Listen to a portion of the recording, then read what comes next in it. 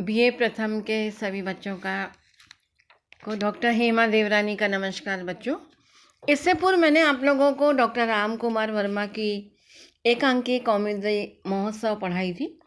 आज आपके पाठ्यक्रम की जो दूसरी एकांकी है तौलिए, यानी उपेंद्र नाथ अश्क के द्वारा रचित उनकी जो एकांकी है तौलिए, इसको मैं आप लोगों को पढ़ाने जा रही हूँ। जैसा कि बेटा हिंदी एकांकी में आपने देखा भी था और आपको मालूम भी है कि तौलिया एकांकी भी जो है वो बहुत महत्वपूर्ण एकांकी है और इस एकांकी की रचना जो है वो निश्चित रूप से उपेंद्र नाथ अश्क जी ने की है। पहले थोड़ा उपेंद्र नाथ अश्क जी का जो साहित्यिक परिचय है, सामान्य परिचय है, उसके विषय में मैं आप लोगों को बेटा बताना चाहूँगी।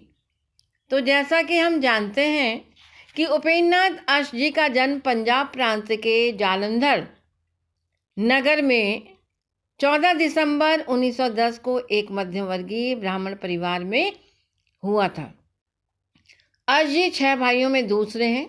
इनके पिता पंडित माधोराम स्टेशन मास्टर थे।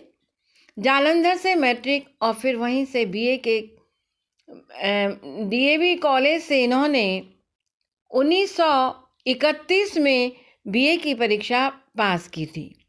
बचपन से ही अश्क अध्यापक बनने, लेखक और संपादक बनने, वक्ता और वकील बनने, अभिनेता और डायरेक्टर बनने और थिएटर अथवा फिल्म में जाने के अनेक सपने देखा करते थे। माना जाता है कि इनका निधन 1997 में हो गया था।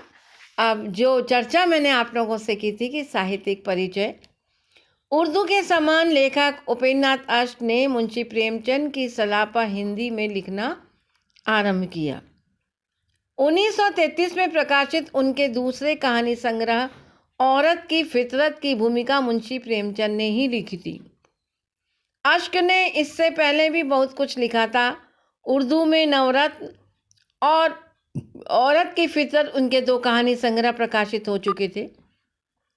प्रथम हिंदी संग्रह जुदाई की शाम का गीत, जिसे हम देखते हैं, 1933 की अधिकांश कहानियां उर्दू में ही छप चुकी थी। जैसा कि अश्क जी ने स्वयं लिखा है कि 1936 के पहले की कृतियां उतनी अच्छी नहीं बनी, अनुभूति का स्पर्श उसमें कम मिलता है। 1936 के बाद अश्क जी की कृतियों में सुख दुखमय जीवन के व्यक्तिगत अनुभव से अद्भुत रंग जो है वो भर दिए गए।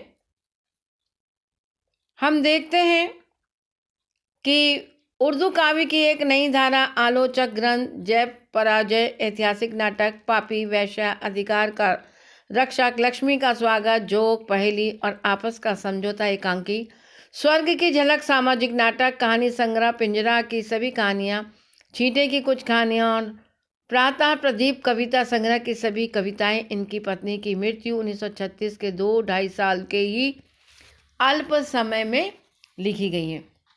यानी अश्क जी ने बेटा कितना कितना लिखा है ये हम आपको बताना चाह रहे हैं।